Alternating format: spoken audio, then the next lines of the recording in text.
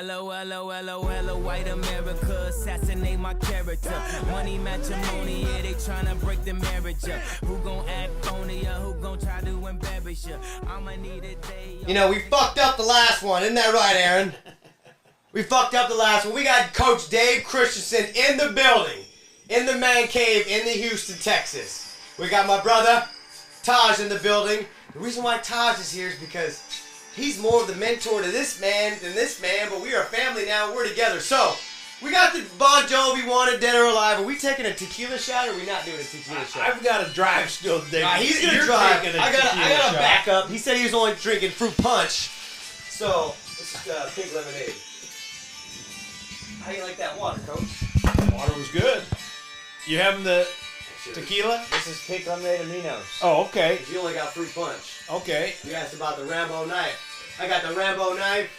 The Rambo bullet to the head. This is an honor, Coach. Welcome to the Congo Honor Way. is all mine. The Dose Podcast. Congo Way. Oh, yeah. Oh, yeah. Oh, yeah. Should we cut that quick promo real quick? We're going to do that so Coach see how we get down. See, this is what happened now. We were in Sheridan, yeah. He was in Vegas, yeah. And then what happened was he needed a job, so he called me and said, yo, what can I do with this, the Wyoming football staff? I said, I don't know. I got to ask somebody. Then I asked a guy named Trent Greener. Oh, yeah. Then he brought him in the office. And then we have the whole story. So before we get involved, big shout out to our sponsors, Legends, Sebastian Plumbing, Diane Ginsburg, Life Specialist, Phoebe Warren for all your Compass Realty needs. Anything else, Aaron?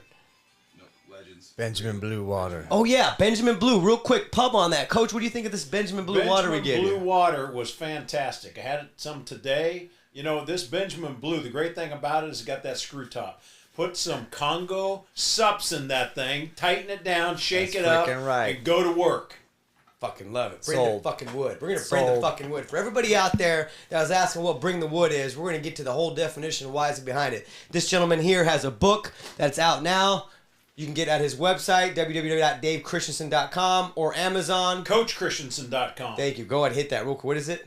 CoachChristensen.com. Okay, CoachChristensen.com. Aaron, put that right here. Put that link. We're going to let this shit go viral. It is a book about fourth downs. However, it's a book about life, and we're going to have this gentleman speak more of it. So, kicking off the show, honored to have you on. Honored to have you in the man cave.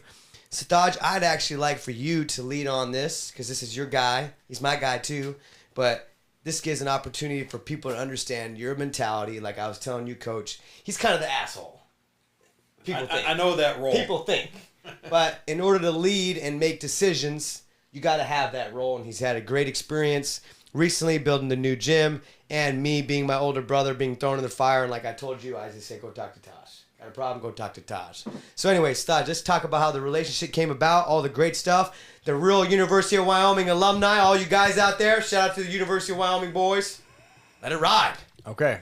We'll do the quick story. So this goes back into early 2011. I had just graduated college, and I was living in Sheridan, Wyoming as a PE teacher and a basketball coach.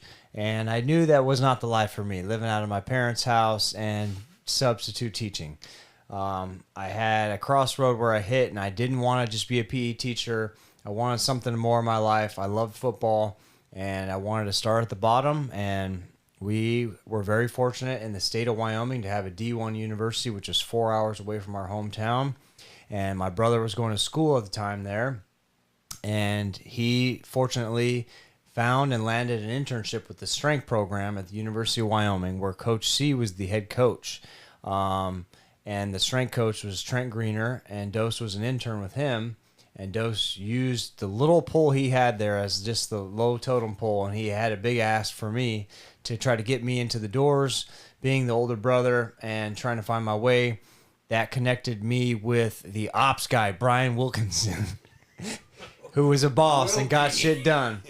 And they asked me if I wanted to come out for a summer youth camp, a kids camp, and that was my first impression. And I had to basically sell myself at a kids camp to the staff, and from there I got asked to be a volunteer assistant, which literally meant volunteer your time, whatever time you had. And I was they called them student assistants, and I was not a student. And they kind of broke the rules for me, and they had to act like I was a student at the University of Wyoming. And that's where it all started. And year after year, my role increased and everything increased to the point where Coach C takes a job. Fast forward to the University of Utah. He calls me up on, I believe it was Christmas Day. He just got the hire, and he calls me and asks me to go. I don't even tell Jen yes or no. I say yes, and the story lives on. I go to Utah, and we can get into more details, but that's just the quick version. I feel like we've told this story many times, so I don't know what people know. No, they need to know it now because, one, he fucked up the first time. Yeah. And two, we got him actually live in the chair. And it's a relationship, too, that you guys, I think we should appreciate this because this doesn't happen too often. To get you guys in the same room, and it's worked out better because you got to see how we operate.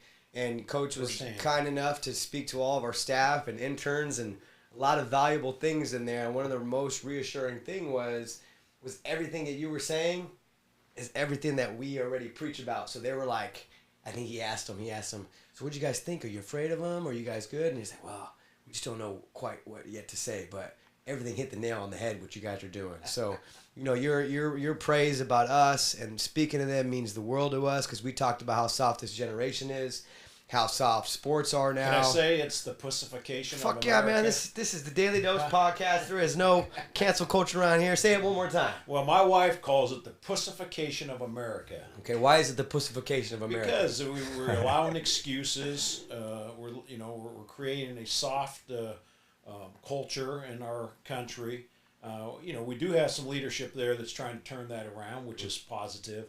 But it's the excuse making, the poor attitudes, the lack of discipline. Those are all that's a formula for failure. And in my life, I was looking for the formula for success. And so I think if you read the book, Your Fourth Down, Why You Need to Go For It, my offensive strategies to help you win the game of life, you're going to find out those things that you can do to be successful. And the great thing is it's what I call TNT. They take no talent. They're all mindset.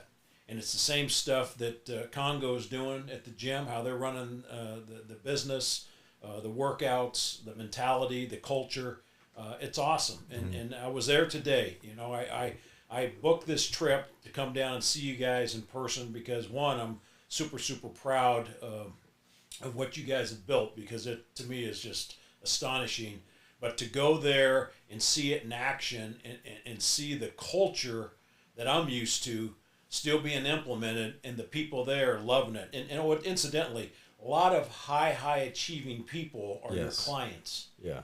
It's remarkable. We're talking about CEO type people, leaders in all different fields. I mean, it's awesome. And then along with that, you got housewives, right? And they are just going to town in there on the workouts. And so you have a broad variety of people, but the culture they can all relate to. And it's a culture that they want to be successful in life, to be pushed in life.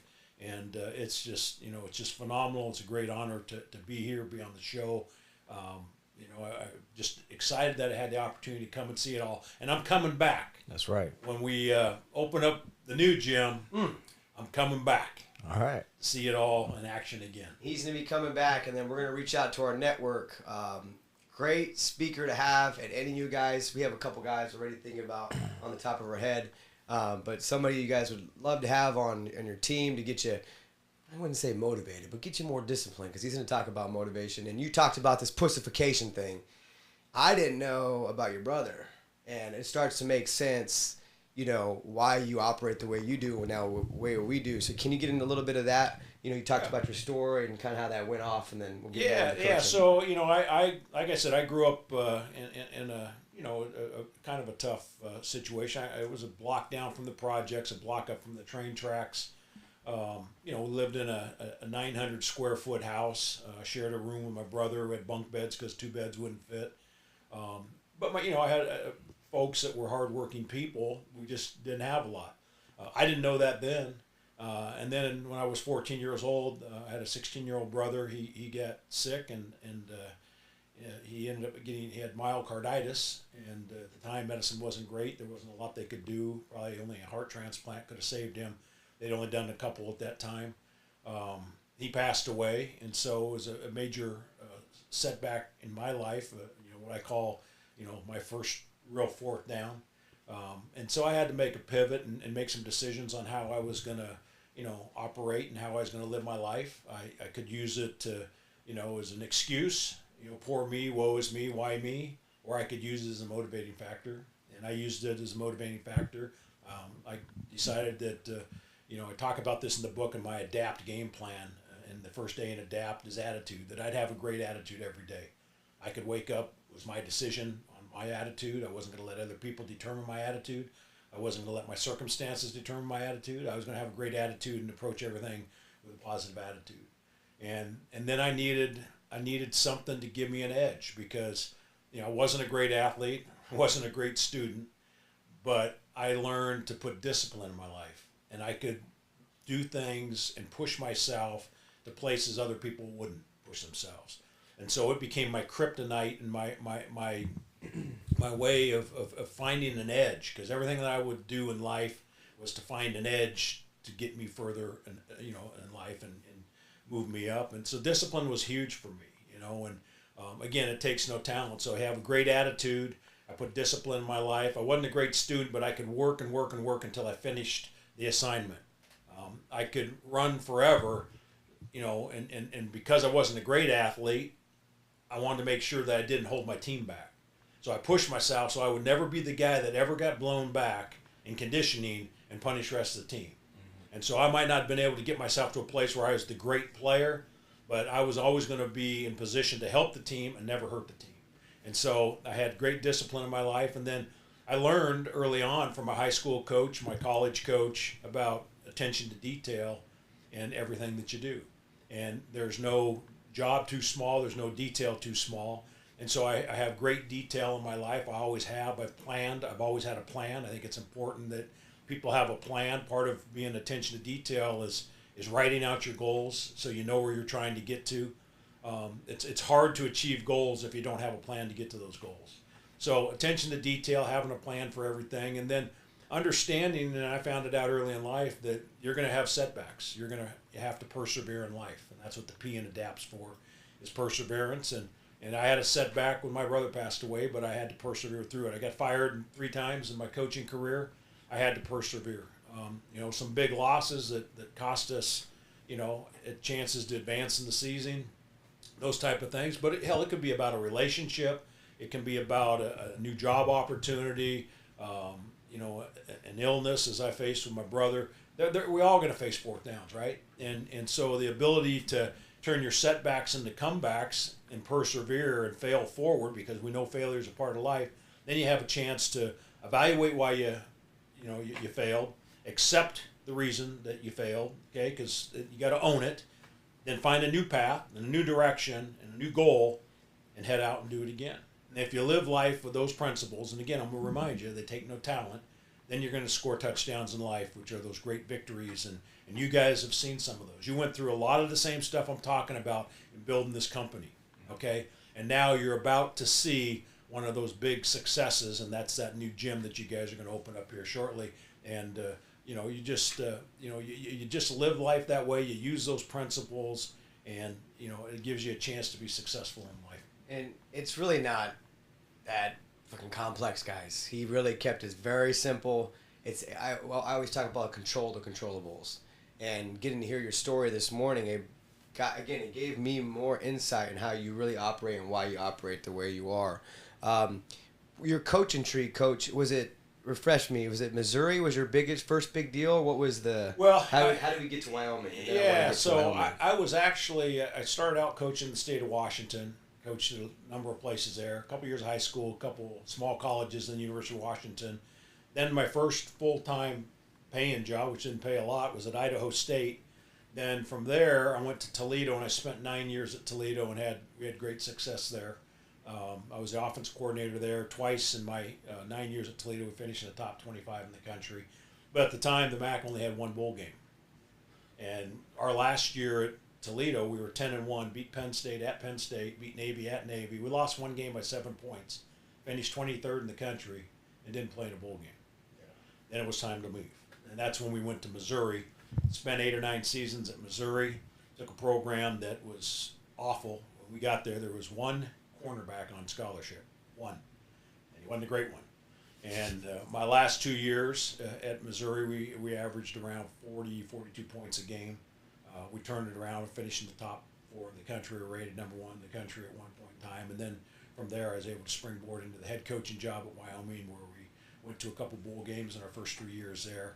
And so, yeah, that was kind of the path to get there. That's what I want to get into with you guys. So you mentioned how many points at Missouri? What was it, 42 points? I think we scored 42 points a game my last season at Missouri.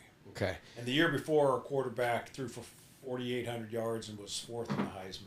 The great Chase Daniel. So that's what I was about to ask. So when I was at Wyoming, and you knew of Coach C already, because at the time, the spread wasn't.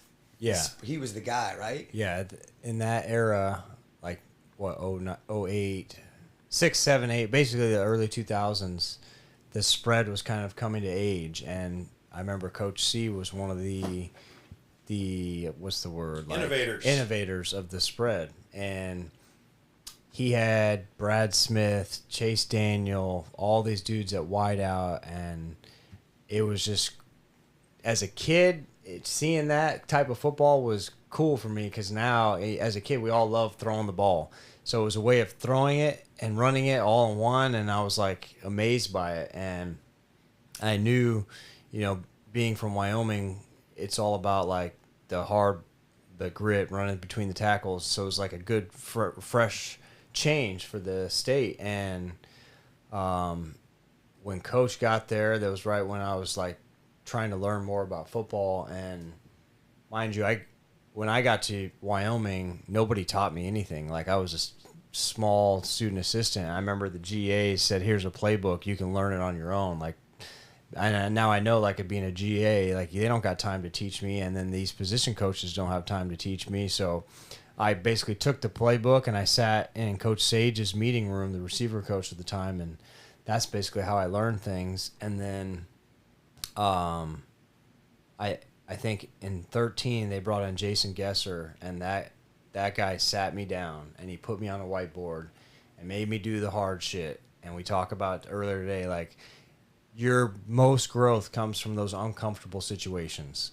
And I would say all my growth in the sport of football was being thrown in the fire. And I remember Coach Harding used to get on me because I wouldn't draw the scout cards. And he taught me how to draw the scout cards, and simple things like using 4 different colors to identify things. And Coach Gesser would put me on the whiteboard and say, "All right, you're the QB coach, teach these guys," and I would be the guy. So, like, all that stuff, you see it today, and how it translates to those little things. And we go back to, he told the story earlier at the gym. He spoke to all our interns today and all the staff, and he mentioned at Missouri about, I guess, Coach, go ahead and tell the story about the coffee. Yeah, so, attention to detail. No job is too small. And so when I was a graduate assistant, I'm going to back up even more. I got another one to add to that will kind of shock you guys. So I was a graduate assistant. Okay, I started at the bottom, worked my way up. And so I would get to the University of Washington before anybody would get there, and I would always have 2 pots of coffee made before the first full-time guy walked in the door. Well, I'm driving to work one day at the University of Washington. I'm driving down Interstate 5 from north up by Everett down to the University of Washington, Seattle, and I frickin' run out of gas on the interstate. So I coast to the sideline, I get out, I start walking, and I wore dress shoes, dress pants, and dress shirt every day to work. Okay, dress professional every single day. I'm walking down the interstate going to get some gas. State patrolman pulls over, asks me what's going on. I say, "Hey, I ran out of gas trying to get to work." Takes me, I get gas, put it in the minivan, drive the rest of the way to work, and have 2 pots of coffee made before the first full-time guy got in there. Okay, fast forward, I am now the offensive coordinator, assistant head coach at the University of Missouri. We've had some success. This is 2008, and I'm pretty positive I'm going to be getting a head coaching job in the next couple of months.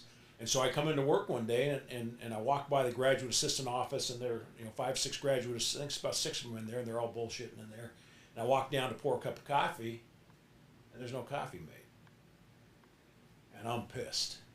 I turn around, I walk back down there, and I said, because you sons of bitches are too lazy to make a fucking pot of coffee, when I get a head coaching job, there aren't going to be any of you guys get a fucking job. And you got to understand at the time, and pardon my language, but at the time, that's how you got a job. Yeah. Somebody got a head coaching job as a young coach. They're not going to just hire you there. You're going to have to go with somebody, right? And so, one guy got up and ran down there and made the coffee. I got my cup of coffee. 3 months later, I got my head coaching job. One guy got hired. The other 5 never made it in coaching. Mm-hmm. No job's too small. No job's too small. And that's what I looked for in young guys. When we brought Taj on board and we were able to bring another guy, who was he's at San Diego now, I think. Nick? Danielson? No, not Danielson. We did bring him in, though. Fulton. Nick Fulton. Oh, that's my guy. Okay. Nick's another guy like you. Okay. Nick showed up knocking on my door. Taj knocking on the door. They're not asking about salaries. They're asking about opportunity. Yeah. Okay. And so that, because that's how I live. That's how I made it in the business. And so those are the kind of people I was looking for. If people talk, I went for 17 years, worked for Gary Pinkel. I never asked for one dime. Never asked for a raise. Never asked for a penny. Okay. I'm looking for guys that were dying to be great coaches. That the number one concern they had is how can I get better at my craft. Okay. They weren't worried about paying the bills and eating. They would find food somewhere, just like I did. I ate tortillas and peanut butter, and I had some Hawaiian punch to go with it. Okay, I lived on that shit. Okay, because all I cared about is getting better at my craft. And so when guys like Taj come knocking on the door, it's like, okay, yeah, we'll give you a shot. Mm-hmm. Really, it's a test, right? Because most of them are going to come in there and go, yeah, this isn't worth doing. I'm not going to see the benefits soon enough. And they'll walk away, or they'll do a bad enough job that you won't bring them on. Yeah. And obviously, Taj came in there, and again, he was a young guy trying to make it in the business. But when I left Wyoming, I went to Utah, and the first guy I got hired at the University of Utah as an offensive coordinator. There was a lot of pressure. They'd been in the Pac-12 for a few years, or Pac-10, I don't remember what it was at that time, and they had to go to a bowl game, or it was going to be over. And so they hired me as the offensive coordinator, and the first guy I called was Taj, because Taj knew how everything that I did was done.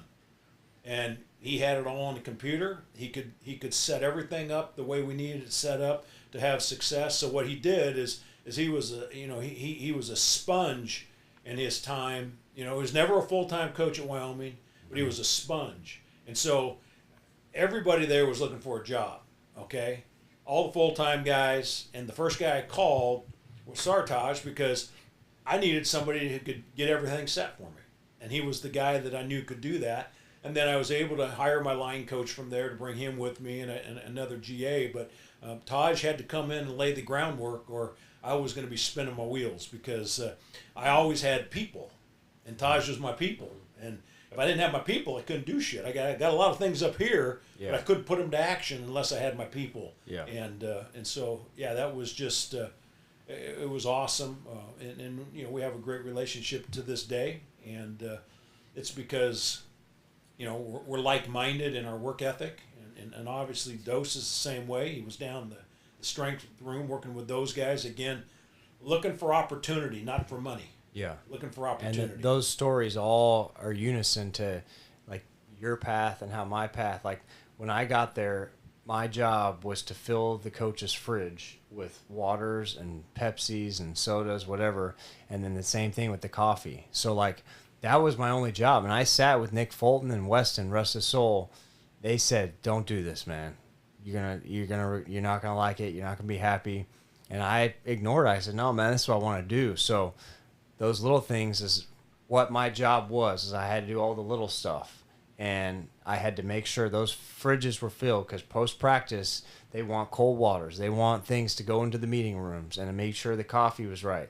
And so those things progress into getting an actual GA position. Then I learned more, and then that turned into, then became his right-hand man, where I'm making the game plan and we go over the game plan together, and I make sure it's on an Excel doc exactly how he likes. We wanted to make it bigger, so we found ways to make it bigger and laminate it to get to both sides. So like once I became the right-hand man, then that's where that call comes from, where I'm the next man up at Utah. So it goes to show, like, the whole thing is like a job so small people think is irrelevant or not important, and the things we stress today in the gym, it's all relation to what had happened in my career and our careers together, and you can see that the trail is always there. So when we tell people about the little things of like doing a load of towels or laundry and making sure the gym looks a certain way when you walk in, that's because that's what matters. Those qualities matter, and to this day we hold those standards. So when he walks in on a day that he's visiting, he walks in and doesn't have to worry about that. And he knows, okay, these guys are on their shit. Yeah, so no job's too small. And here's my deal.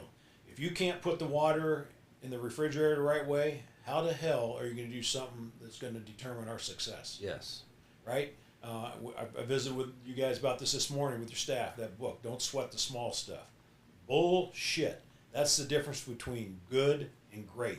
You need to sweat all the small stuff, because the accumulation of small stuff becomes the big stuff. Yeah. And I think all this stuff that you guys are talking about is what the world needs to hear. So like all you people on Instagram and entrepreneur this and spending money on this just to fucking have likes or get somewhere in life, that's not what the fuck you need to watch or hear. This is the real stuff. This is the dying art of hard work. There is no magic pill. We ain't fucking viral. We don't depend on viral. I don't got 1.2 million followers, but we got real relationships and real everything. He said, don't sweat the small stuff. And what's crazy is, I just thought about this because I used to walk into the University of Wyoming, facilities, and I'd see how things were. And it wasn't until he said, oh yeah, man, I got yelled at one day. I had my hands in my pocket, or somebody got yelled at. I said, damn, it's like that, huh? And then even the little shit that you would do, that you guys weren't allowed to wear sleeves when it was cold out or some shit, right? That's right. And I sewed up their pockets so they couldn't put their hands in their pockets. And I want to get more into that, why you did it. But as you're walking into our gym now, I'm thinking, damn, roles are reversed. He's walking into our quote-unquote presence. He's looking at things, how we operate, how we are.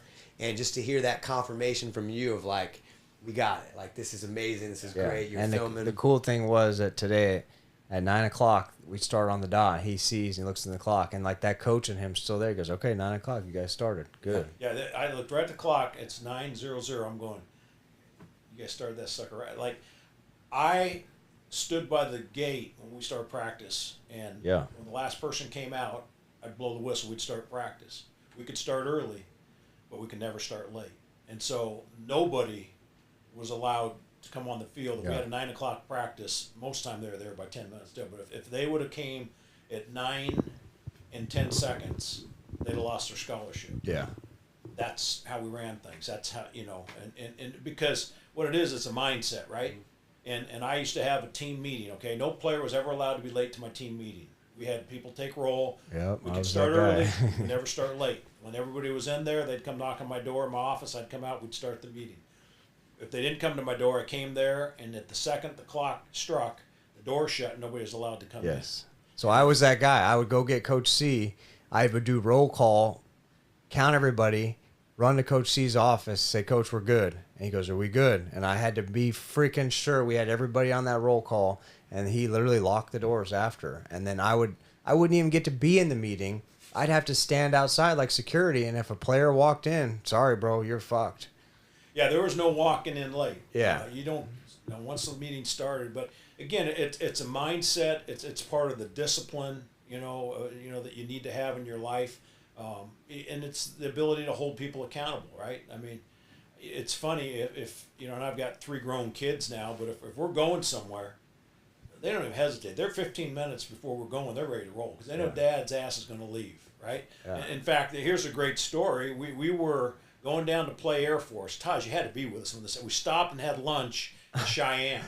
Okay, we got 4 buses, and we get out. We have our lunch. We're back there. Everybody's on the bus. I'm standing there, and I said to might have been Wilkie, Yeah, it was whoever probably the ops Wilkie. guy was, or BV. I go, hey, we got all the players on the bus. All the players on the bus. Yeah, coach, all the players are, but Coach Brandon's not on there. We don't fucking wait for coaches. We got on the bus, we shut the door, and away we went. He's running down the parking lot chasing bus 4, and somehow gets them to stop, and he gets on bus 4. You know, we had buses that come to the facility, and if we're going to leave at 9 o'clock to the airport, we left at 9 o'clock. I left our starting safety one day.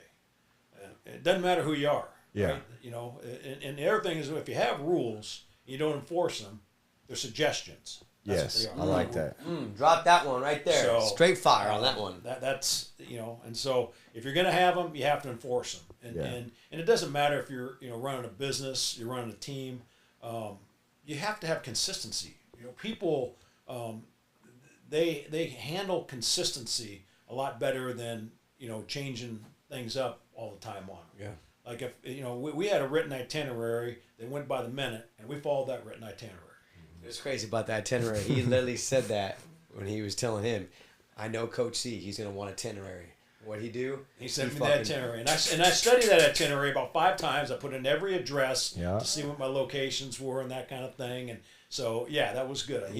But Taj knows me. He knows what I like. Still to this day, I like an itinerary. What is it? What was it about the sleeves thing? And for people who don't know, Laramie, Wyoming is 7,220 feet elevation. Our colors are brown and yellow. Before Coach Dave Christensen got there, we were New Balance. New Balance. fucking New Balance. Let me reiterate that. We were New Balance, and our colors were brown and yellow. So what I want to get into your head, because you saw our culture that we created, what was in your head to create the culture going into the University of Wyoming, knowing that you're not going to win, basically? You're not going to get, what's it called, recruits? Recruits. Not going to get recruits because everybody's getting fucking paid now. It's fucking soft.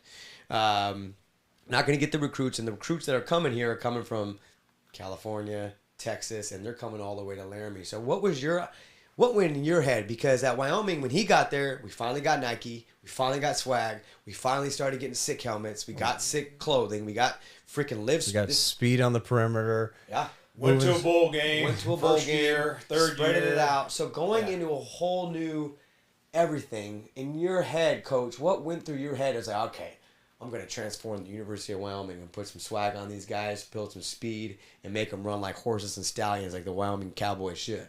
Yeah, so it's called culture, and I went in there and I didn't care how anything had been done before.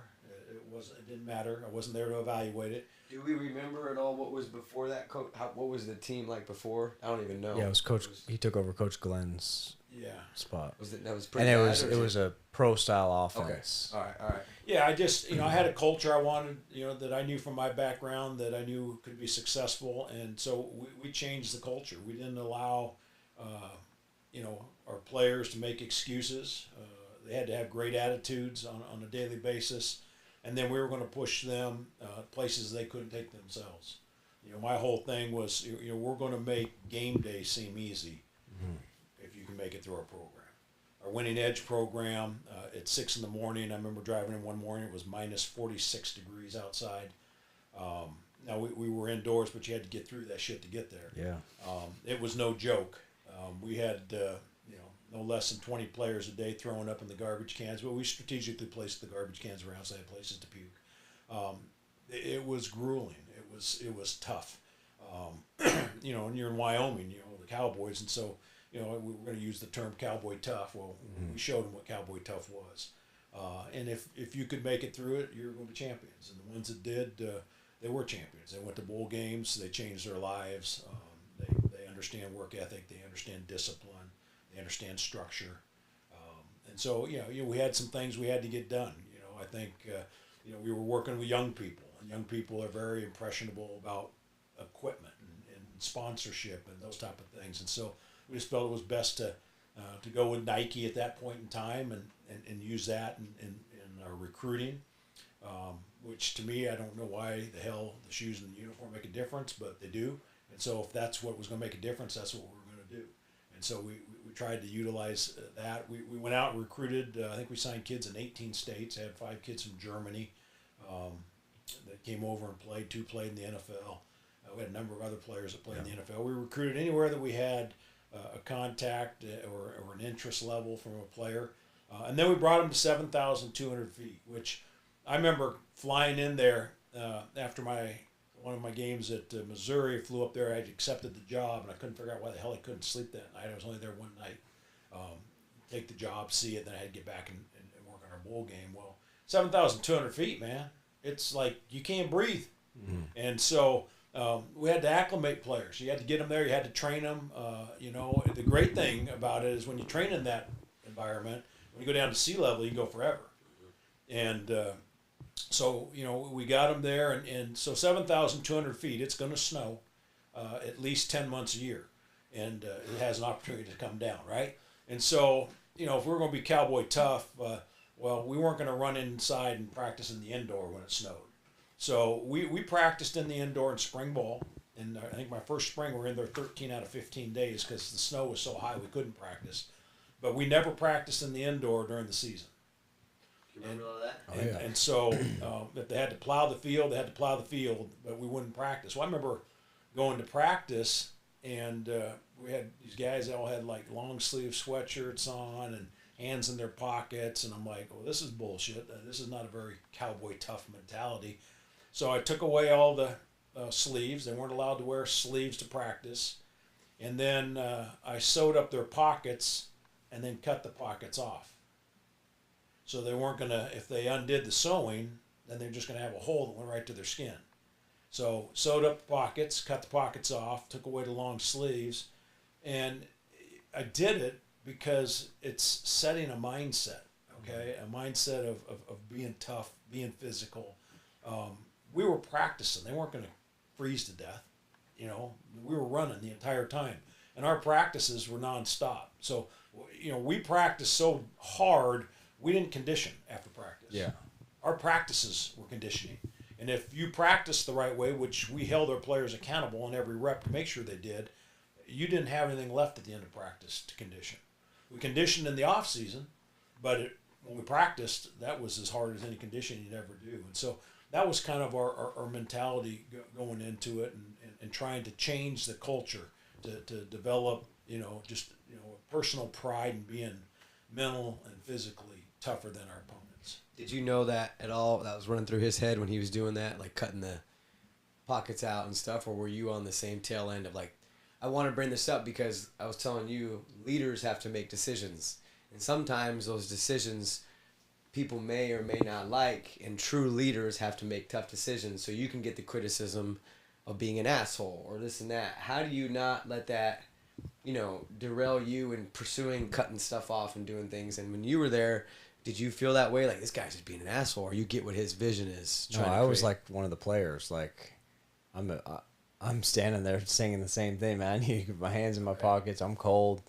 But, in the end, you see why it happened. But I think, like, what he's saying is you obviously don't care what people think, but, like, what is your thoughts on, setting that standard of being the leader and the enforcer? Yeah, so everything I did in my career was calculated. Regal Pool. Summer's just better with a darn pool in your backyard. Regal Pools builds award-winning custom pools for families across Houston, made for memories, built to last like America. Ready to get started? Call Josh at Regal Pools and tell him Dose sent you, or see their links in the show notes for more information. Big shout out to Legends. This is one of our best sponsors, the best sponsor, the best clothing out there.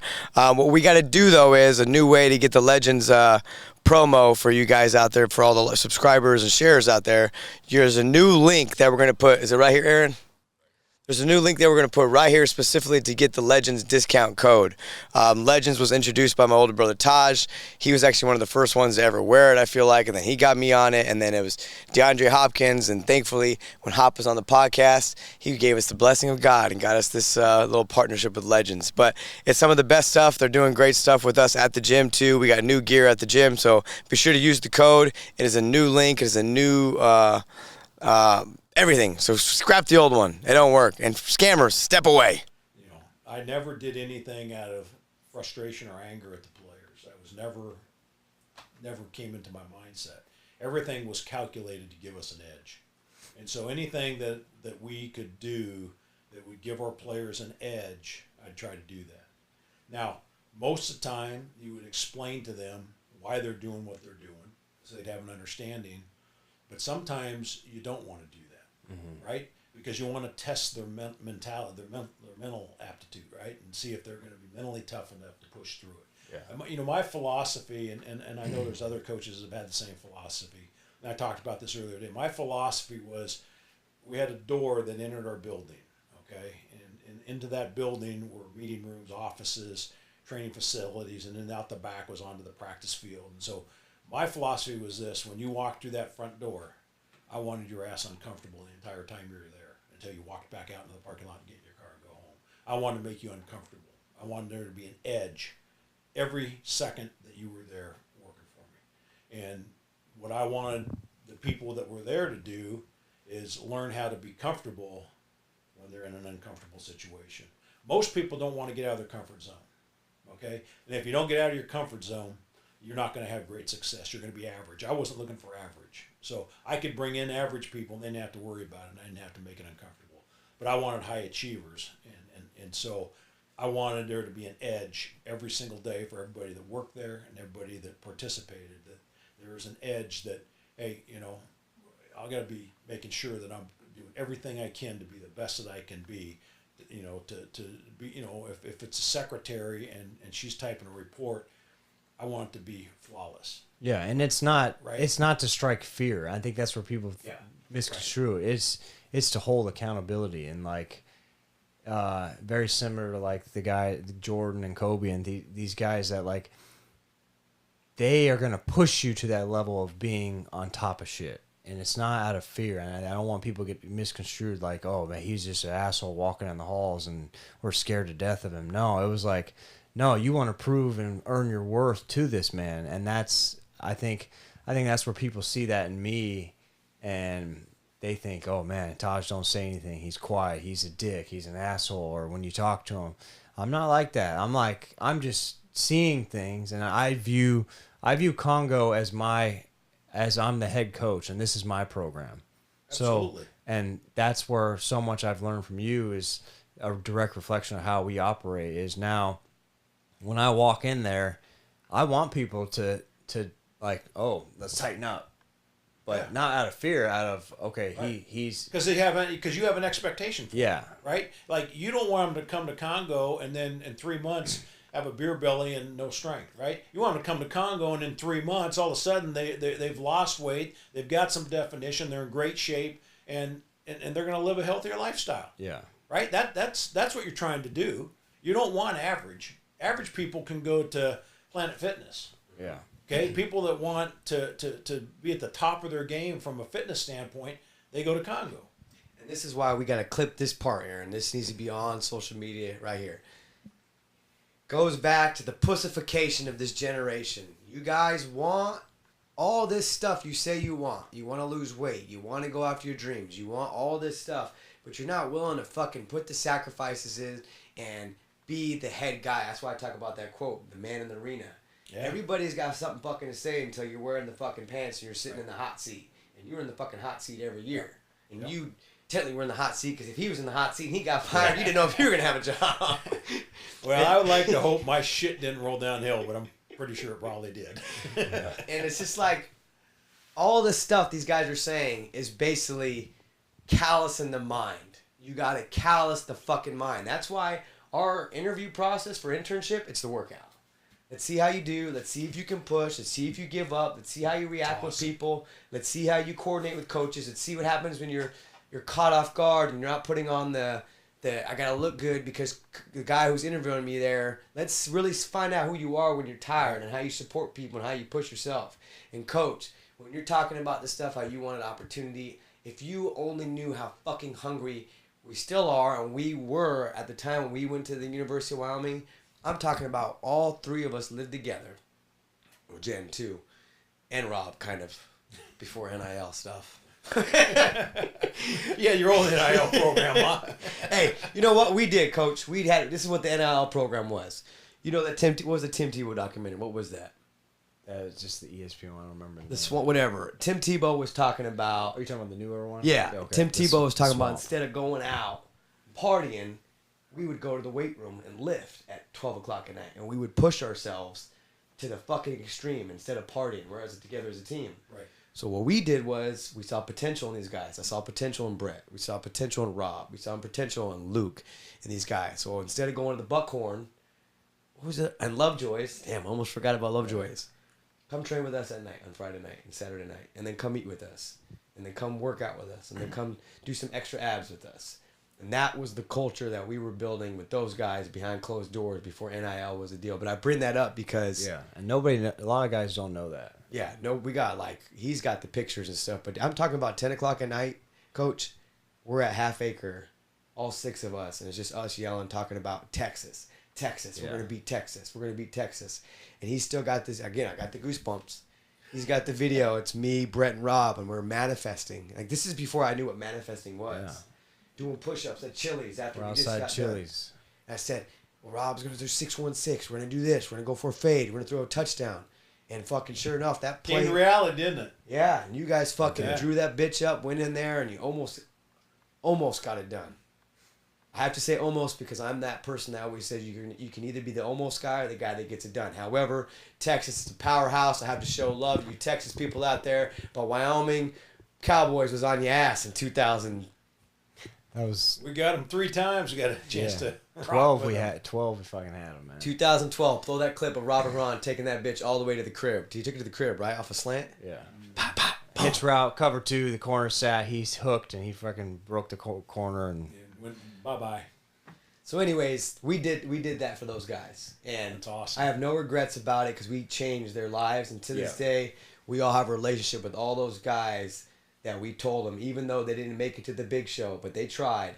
I said, some way or another, this is going to pay off in life. yeah, and that coach in 2011, 12, that was Congo. And we were technically breaking rules, but would you rather have your players out partying or getting a workout in? So and I see it now, we're talking about it again, but that was Congo before we even knew it, man. That was truly what it was. And we were, Laying the foundation. I was working a part-time was to job at GNC too. So I was that. making sure these players had supplements to get size on. Blair Burns was underweight as a corner. I would get him mass gainer to put weight on. So You full were circle- NIL full circle. back then, huh? yeah, I was the deputy NIL. But we were doing awesome. it, people, out of intention to pull the best out of these players. So I think that Well, we didn't have the budget either to do Yeah. a lot of that stuff, and so I mean that Plus, you're in a university where, it's sad, but if there's 50 players at the University of Wyoming or whatever the number is, you're gonna probably only find 2 or 3 studs out of the crop. So we found those guys, and then they all ended up getting a shot in the league at some point too, and then it all translates for those guys. And to this day, we still talk to them and talk about those days. And Rob was a groomsman at my wedding, and he's going to be a groomsman at his wedding. So that's awesome. And it's the I talked to you about, I don't think it's ever an off switch. And I told my fiance, soon to be wife now, I said, she's just a realtor now. And I said, before you sell your first house, I said, I never want you to forget what this hunger feels like in pursuit of your first sale. Absolutely. Never forget that, because once you have finally accomplished it, you got to wake up and do it again and do it again. And when I tell you, when I was at Wyoming and when he was at Wyoming, one, all he wanted to do was just show you that he can do it. And it only came because of the little things. Like before you talked about that stuff, that came because of our mom and dad. Right. Like our motel, setting things up, how this was, cleaning the cars, putting the flowers here, making the brick look like this. So we already had that, and then all of us just living together and saying, we're going to get there one day. We're going to get there one day. And it was like, I told you, I was riding my pedal bike with snowboard goggles, double glove, triple jackets, and I was going from classroom to the rack, back to the classroom, and then I would train at night. So for all you people out there in this pussification world, when you fucking want something bad enough, when you're not making any money, and then your partner's not making any money, and then his partner's not making any money, and then you got a couple athletes living with you at the same time that are not making no money, you all sacrifice and you work to the end goal. And like I said, it's an honor to have you here because it's just like I'm seeing all this stuff. I don't know if you're having these flashes in my head. Yeah, It's just like I'm smelling the food, the Almanzas, the game plan, the obstacles. Even like when Rob got benched for fucking Sam Stratton. Love you, Sam. But I was like, Rob, they're just fucking coaching you and you're not in the position where you are, but show these motherfuckers who you really are. Everything in life is an opportunity to showcase who the fuck you are. You're struggling with something, show them who you are. You're not starting in a position, show the coach where you're at. You don't have fucking something going on at work and you want an elevation, talk to the head man. How are you going to get there? And if you present yourself doing the intangibles, you're going to get the opportunity. And that's all we ever asked was an opportunity. And I remember I told you in the gym, I said I would set up every foam roller, every band at a certain way. They didn't tell me how to do that. I did it specifically. And I'd make sure to rush. He'd set the coffee up. I had to go get all the metrics set up. And had to have all the metrics set up. I had to make sure the linebackers had this much. This person had this much. This person's not stealing it because Oliver likes to have triple amount of protein. Yeah, give me some of that metric. Silver. Yeah, Big Ollie, another German player. Yeah, another German player. And it's just like all that is the pursuit to greatness. And it's like we're living in this movie that where we get to be our own superhero. And here we are, 15 years from that? When was that? It's 2011 was basically the start. 2011 is the start. Aaron, I want you to put up 15 years. I want you to put up right here on Instagram. Taj has a clip that I'll never forget it. I think it was a Tom Ford, the song with Jay-Z and Holy Grail album came out. And you pulled up talking about training camp and like, oh yeah. Even that moment in time, like he embraced, like welcome, it's time to bring the wood. It's time. It's like such powerful moments in our lives that when you're in it, you don't appreciate it. But I did appreciate it, and without those moments, Coach, without that toughness, without that doubt, we wouldn't be where we're at now. And we're just as hungry, or if not hungrier now, to go after so much more because we told all these guys we were going to do this. We told Rob. We told these things. And one of the greatest messages I got was when Rob told me that, because he's going to be in the wedding, and he said, he's got like 5 different phones. I got to say it because we just, yeah, it's right here. So I was able to meet LeBron James. LeBron James is somebody Saw the picture. Yep, there you go. And now we're recently doing some stuff with Kevin Durant, and it's like we were sitting in our apartment in Laramie playing 2K with those guys, and now they're sitting in our gym, or we're one person away. And I said, I'm getting teary-eyed. I said, he's going through some EMT school right now, and we always talked about being on our worst behavior. Fuck them. You know I'm not surprised, bro. Always believe in you. Different animals, same beast. Motherfuckers never loved us. And to this day, that's our same mentality. These motherfuckers don't love us. They don't want us to succeed. They don't want us to win. And I bring that up because we're not here to be pussies. We're here to welcome competition. We're here to be in the 72-20. We're here to be in the cold. And if you're out going after something in life, fucking never lose that fire. Once you lose the fire, you're living in the silk sheets. And what happens to boxers in silk sheets? They get their fucking asses knocked out. Just like you. Look at how old are you? 65. What was your career? How long was your football career? Coaching? Coaching, I coached till I was 60. Then I retired for 2 years, and I came back and coached 2 more years as head coach in Europe. So I coached 62, so probably about a 40-year career. Yeah, and here you are. You're still trying to pursue something. Still, yeah, I mean, I get up every day with drive. You know, like I said, I wrote this book in 4 months. I do a lot of speaking engagements, consulting. I want to try to give back. I want to try to create influence for other people so that they can have success. Yeah. And share what I learned along the way. And you know, it's great. You know, I'm sitting here, Dose, listening to you talk, man. This is the playbook right here for everything you're talking about. And you know it because you guys had to live this thing with me, right? Right. And so now I go out and that's what I do is I share this message of how to be successful. And listen, it's not for soft people. I can't change. I'm sorry. I can't, you know, be in the realm of, you know, it's okay. Don't worry about it. You know, give me whatever excuse. I don't live in that world. But this is what gave me a chance to be successful. This is what you guys have used to build your successful organization, your company that is climbing. Okay, it works if you're if you have the courage to do it this way and not fall into the pussification of America. Don't put your fucking hands in your pockets. Just like I told the interns, don't sit on the gym floor. There's no. This is why Congo is different. You know why? We don't sit on the gym floor. We don't eat fucking food when you're training, and we're not just lackadaisical all over the place. Yeah, my coaches, no hands in your pockets, no arms folded, because and here's the reason why, because if I were to coach you like this, do I look like I have much enthusiasm? Am I into it? My hands are in my pocket, and I'm sitting here coaching you. I'm not into it. I didn't want my people to look like they weren't into it. I wanted their ass into it.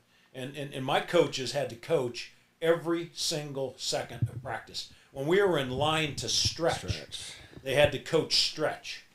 Like, we coached. That's what the word is about. COACH, coach. That means you're actively getting somebody better and correcting them and teaching them nonstop. So we coached on the run. You know, you talked about that, how you coached. Would you or could you both? So take where you're at now in your careers, and you know what the fuck's going on with the NIL, how these players are. Would you be able to adapt as a head coach, and would you be able on his coaching staff not to lose it on these players? So let me just talk about that for a Yeah. minute, since the realm of college football has changed drastically. Yes. But take it back 10 years ago. Okay, there was a guy named Calipari, right? He's coaching basketball. And what did the players? What happened when he recruited players? How long did they One and last? dones. One and done, right? So as a college basketball player, you could go to college for a year, and then you could go to the NBA, right? So Calipari goes, okay, well, I'm going to recruit to that. I'm going to play the game they've put in place for me. The other people bitched and complained about it, right? He embraced it and played the game with it. So he recruited guys and said, you can come and play for us. You have a chance to win a national title, and you're going to go to the NBA. Yeah. And the next year he'd do it again, okay? You either adapt Or die. right? Coach C took your saying, man. And I always go back to this, okay? The dinosaur didn't adapt, and now it's extinct, Yeah. right? You adapt. So do I like where it's at? No. But if I was doing it, I'd find a way to embrace it and try to find a way to do it within the way the rules are set now to have success. You have to adapt. And if you don't adapt, then you're going to be extinct. Yeah. And I think to go with that, you're always going to have prima donna, troubled kids that are Hollywood. So you're not avoiding it at all costs. Now there's just a price tag on it. Yeah, and the other thing is you can still have discipline and structure. Yeah. Like the good players want to win. So they're going to do what they're supposed to do. Yeah, and I was telling him last night, I said that's, people may not be a fan of Dion, but he has, for as much flash as he is, he instills the old school mentality. And if you can do both, and that's the same thing with the Indiana guy, no bullshit in that program. They just now have some money to back it. So, that's where the success is going to come. And that's where I think Coach Witt's going to do a great job at Michigan. Because now he's got the money, he's going to have the players. And he's got a great O-line coach, Jim Harding, who says we don't shout him out on the podcast. So shout out to Coach Harding, who was another guy that played for me as a college player and coached with me throughout my career. And and I was at Michigan. And then that Coach Harding has the same path. So Coach Harding played at Toledo, those Toledo years. Didn't make it he made it to the NFL, but got cut. Needed a life. Goes to Missouri. He's the GA of Missouri. Missouri excels, goes to Wyoming. Jim's one of the hires, and Coach Grinch and Jim are it just shows you it's all about the circle and the tree will grow, and everybody grows together. As long as you water it, it's going to grow, right? Yeah. Water it with knowledge and support, and it's going to grow. Especially in this era, dude, if you read the book, you read, honestly. CoachChristiansen.com. You can get a signed autograph, personally signed book, or you can go to Amazon and get one without it being signed. Read the book. Aaron, on Instagram, I want every time we mention the book, I want a mashup of that. I want to put every freaking mention of the book. Just how I was getting bleeped out every time. And I gave you that story, too, about our intern, Neil. So I was going to elaborate on it. I didn't tell you, too. When they came, Samina, when they came to do the internship, they didn't they invited themselves. Like, they showed up at 4:30 in the morning, awkward as fuck, sat down in the corner of that blue wall. We took a picture. Right. We started like, what the fuck are these guys doing here? We knew of them, and we knew they were interested. And I go, hey, man, what's going on? I can help you guys. He's like, yeah, we're interested in the internship. We just wanted to come here and show our face. So we were both kind of hot because, like, just don't show up unannounced. But at the same time, we literally said, because, you know, if it was Coach C, what would he think? And he'd be like, you know what? They showed up and they had enough balls to come in and do that. And because of that, Yeah. we gave them an opportunity, and now that motherfucker is starting to get abs finally. He's working with the University of Rice with some of their strength stuff with softball, baseball. And then I'm talking about this kid didn't know anything. He just saw us brown guys, because he's a brown guy. There's no legit brown guys, I guess, with abs and are in fitness. And he's like, I looked up to y'all, and I was scared as fuck. And ever since then, that guy has been working his ass off, That's awesome, man. doing the things we don't even ask for, filling in for times that we're not seeking. He's just always available. And if you do that in life, you will succeed, or you will get an opportunity. No question. And I commend you, Neil, on that. I can guarantee you he was out of his comfort zone. Oh, dude, he still is to this day. He fucked up a spot today benching somebody, and the other last week, 2 weeks ago, he was spotting Andre Johnson. And Dre's so aware he's got long arms, and that it was higher than the rack. And I'm watching Neil, telling him shit in the bed, and he was so nervous. Like, Neil, next time that ever happens to anybody, fucking own it with confidence. Oh, my bad, Dre, I got you. Here you go, boom. Oh, Coach, you need that? My bad, I got to get you right here, boom. And then be on the next play, because that goes back to first, second, third, fourth down. You can't keep fucking looking back. No. You can't pull fucking, what's the Broncos coach's name? Sean Payton, and have a backup quarterback on the fucking 20-yard line. Try to go for it on 4th and 2. Dissect that. Do you approve that call or not? I like the call, not the play call. What would you done? Run that bitch. No doubt about it. You would've run Especially you got that kind of weather and a quarterback that's not really proven or played much. But it's all good because the best team in the NFL, won the Super Bowl this year. World champion Seattle Seahawks. I was there to witness it, and I think we got a chance probably to return again next year. He's saying we. What the fuck is this? He's a Seattle guy, huh? I watched the damn. Well, you're lucky Bo Nix got hurt. Because I'm not even a Denver guy anymore if they did my guy Tebow. I watched the Super Bowl with him, Seahawks, Broncos, and Peyton Manning, and those guys got shredded. It was the worst day of my life. Oh, I forgot about that. Because I just got to Utah, and I had nowhere to stay. I was in his hotel room. That was room. Peyton's first year. It was their first Peyton Super Manning. Bowl. Yeah, it was Yeah, Peyton we Manning, got our asses Eric kicked. Decker, Wes Walker. The highest scoring offense ever. Seahawks. Defense won. That's right. I mean, the rain didn't help Peyton Manning's Let's not make hand. excuses. Holy shit. hey, it's fuck the excuses, but to give you a little Who, insight. Who won the game? To give you a little End of insight. story. To give you a little insight. Move on to the next A season. tight end of ours named Owen Daniels worked with the guy. Spotted white banana, Omaha banana, turtle, white turtle. Hey, dog. Peyton couldn't even move his hands. He wore a glove to feel the football, and he was still slinging out ducks and spirals. So, Slung enough to get a loss. All right, we're talking about football. one more football thing. Better defense. That Broncos defense when they won with Seattle's Bradley defense. Roby, or his defense. Seattle's This defense. year's defense, No. Seahawks. I don't even put your guys' this year's defense in that category. 13 defense probably still beats 15's defense. Because this The was Seahawks. Oh, really? Yeah. Damn. I don't know if I agree with that necessarily.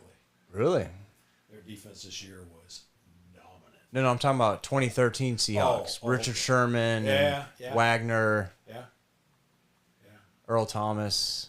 You know, I was this close to having my team in the Super Bowl and the World Series. Seattle Yeah. was one hit away from being in the World Series, or winning the World Series. No, going to the World Series. Yeah. Yeah, it was a good year for the Northwest. But Von Miller was better than all those guys, so. Who's it? Speaking of that, who is the greatest athlete you've ever been able Yeah. to coach? So, you know, they asked me that on a podcast earlier this week.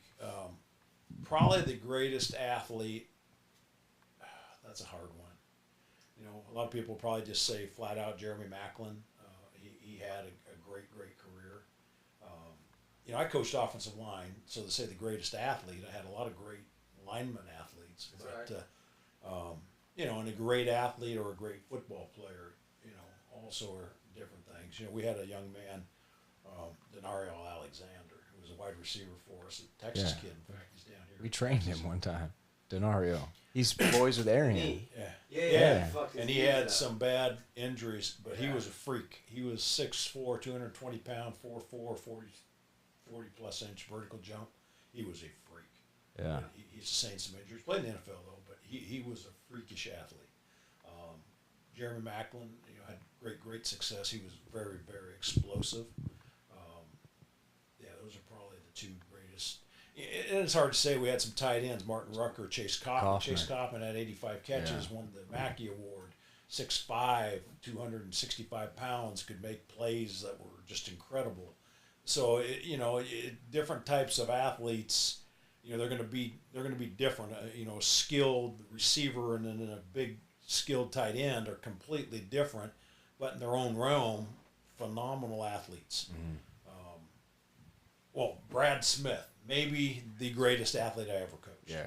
He was the quarterback. He was a quarterback and receiver, right? Yeah, he blew up the combine. He smashed all kinds of combine records. He played 11 years in the NFL. He was a college quarterback, and he didn't play quarterback in college in the NFL. He was a receiver. He played kick return, punt return, running back. I mean, he did it all for 11 years. Who was the greatest athlete you trained? Didn't have to be a physical specimen, just your greatest. Didn't have to be an NFL guy either. Just who was the greatest athlete, player you got? Robert Huron. Probably Rob, man. He was a great athlete. Now, he was explosive. Rob had the most speed I ever seen. Even going to Utah, all that. He was explosive. And then other than that, man, it's probably Dre or Demarius. Demarius was up there? unreal. But I got Demarius at his injury phase too. Yeah, me, because I don't know football like that. Like, I didn't even know who Dre was when I met him. Shit, and Kush. Really? That was crazy to witness what strength-wise what he could do. Oh yeah, for sure. And that's getting back to the pussification, and we'll close this thing out. You guys want intensity and tenacity, you guys go pull up that Brian Cushing clip. And that's what fucking football is about. Yeah. And that's one thing I speak with Dre about too. And it's so cool because we were talking about it, Coach, how you and I, or we want it more than the athlete now. And that's safe to say. It's not, obviously there's probably some out there, but us coaches want it more than the athlete. Mm-hmm. And guys like Cush, I think he said I was willing to fucking go out there and die. Because I think a lot of people say it's I love the game. But when I say I'm honestly, I swear to God, I was willing to die on the football field on any game I was. Because it was just that important to me. I get emotional talking about it because the sport was that important to me because I was able to have a dream, say I was going to do something, and it had every single person telling me I wouldn't, and still did it. Even though he had a family, and then he said that he meant that. Same with Dre. He said it didn't matter what he did the night before or anything. He was there on time, ready to give 110% because he knew this is what it was going to take to get to where he needs to. So that's fucking, those guys are dying breed. One last story. Yeah. We got time for it? Yeah, we got plenty of time. Okay, you're talking about this. I had an offensive lineman that played for me in Missouri. His name was Tony Palmer. He single-handedly changed how we played offensive line there. But we were testing, and we did a predicted rep max where you had to come in. I think you did 3 reps for your predicted max, okay? And his predicted max was his 3 reps would be 525-pound bench press. So he comes in the morning, and he misses it. He comes back in the afternoon, and I got it videotaped. And the guy walks in, and it's like the eye of the tiger. His eyes are this big. Now, TP is a big man, okay? And probably got 4 hot dogs on the back of his neck, okay? And he comes in, and he's on his last rep. And he blows that, and the room's going crazy. It is one of the greatest feats I'd ever seen in my life. I mean, this guy literally came in that morning and missed, came back that afternoon and said, fuck it, I'm going to get 525. And I got it on videotape, and to me, it's just one of the most phenomenal feats I've seen in training. That right there, that's what the fuck we do every morning. We fail. I'll probably fail like 5 times, and then this motherfucker comes in from his 10-mile run. Then he didn't have to say nothing. He'll turn something on or just mention something to me lightly. I said, I got to go be that motherfucker, and I'll go hit it. Fail forward, baby. Yeah. 'Cause we're all going to have failures. We fail all the time. We failed in this business. We failed in the supplements. We failed in the next one that we're growing.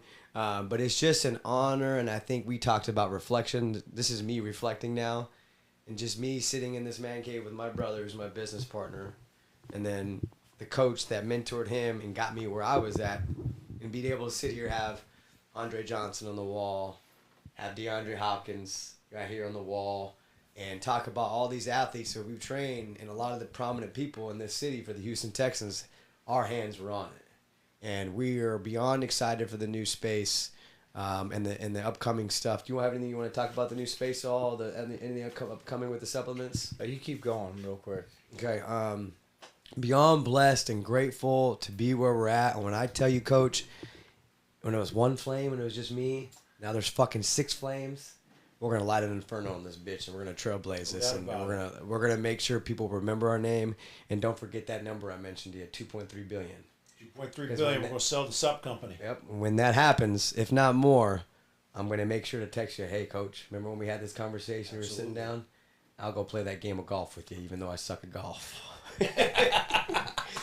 I guess, Coach, that's a good question for me to ask. And you know, we were talking about our time at Utah, and you basically took that job knowing the pressure of becoming a bowl eligible team and winning a bowl game, and basically a 1-year chance. And I guess I want to know how, and especially being the head coach, making big 4th down calls, making these pressure moment decisions, like what goes through your head, or what puts you at ease? Because now, like, I'm in that scenario where I'm in the pressure of providing for my whole family, and making this company grow, and making a new gym, and keeping this gym evolving. So like, I feel so much pressure, and I want to know, how do you with your experience, you felt so much pressure. You took this job at Utah with pressure.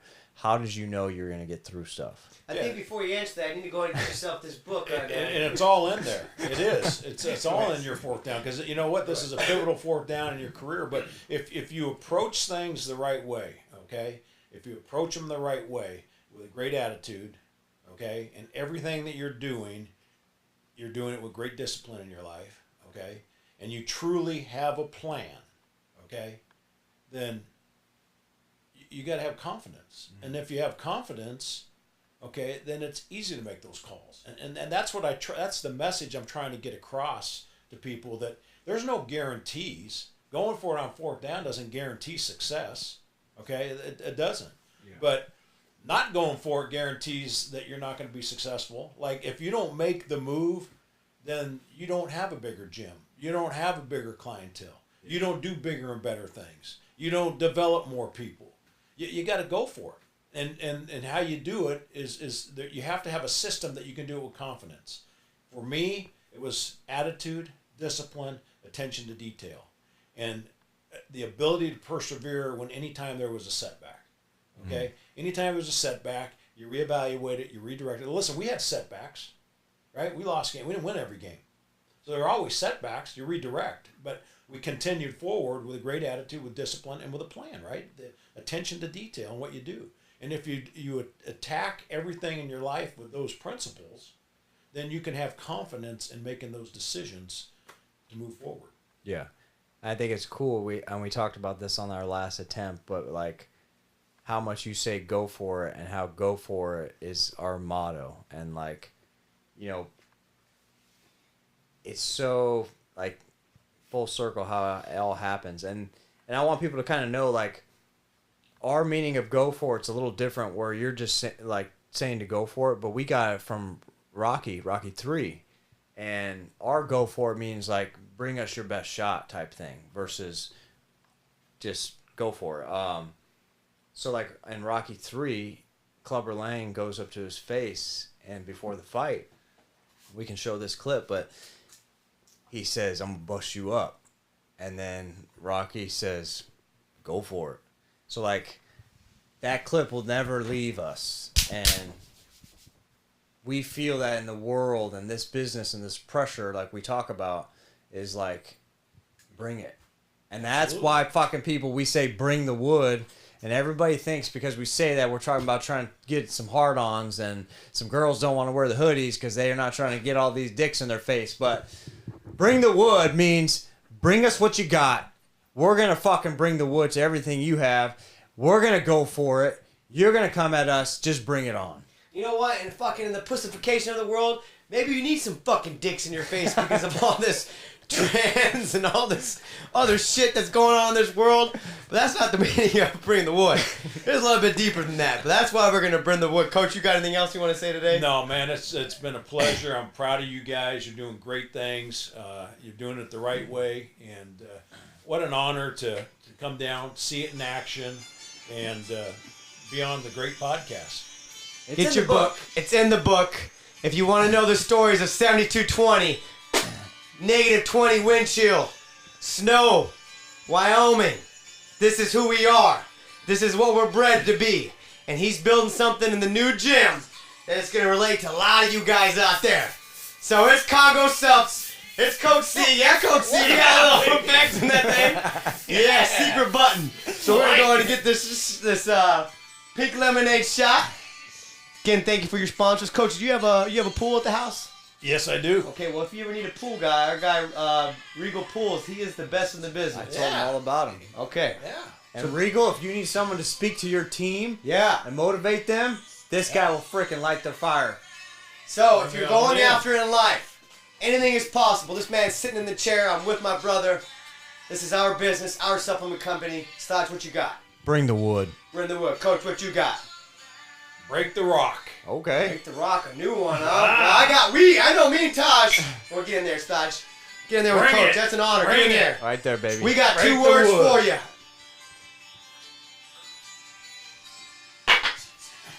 Suck it! Like, subscribe, share. Cowboy Country. Let's ride!